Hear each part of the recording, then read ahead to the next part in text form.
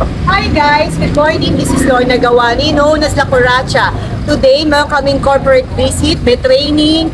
So kasama namin lahat ng mga department head para sa ating mga training and seminar sa isang corporate. Ngayon po, susubukan natin ang seating capacity po ng utility van ng Tamaraw. So, let's see! Alright! Tingnan natin po ang anim po. So, anim in its state. 12 po ang papasok po sa ating Tamaraw na utility van. So, let's see! Alright! Okay, isa, dalawa.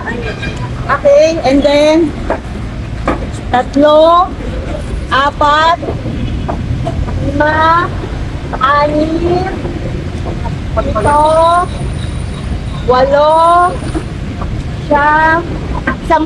Actually, 10 talaga yung capacity ng ating utility van. But now, tingnan lang natin kung mag-aanim-anim, so 12 po. So let's see, 11, okay, and then 12.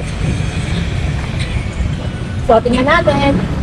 Okay, silipin natin kung masikip ba o komportable. Kaya pa dalawa. Wow naman, kasya pala. Okay.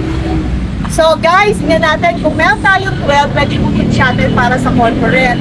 So meron na po tayong 12 plus ang ating pong driver and passenger po sa unahan. It means to say, pwede tayo magsakay ng 14 packs. So, kung kayo po ay interesado, mag-test drive po dito sa Toyota Makati. Higit sa lahat po, is libre po si Tamaraw Utility Van para sa test drive. Thank you! Alright, meron kaming field trip. Tignan nyo naman po sila. Kasyang-kasya. Sa tayo ba siya?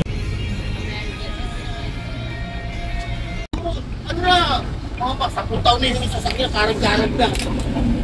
Biyos. Wala lang.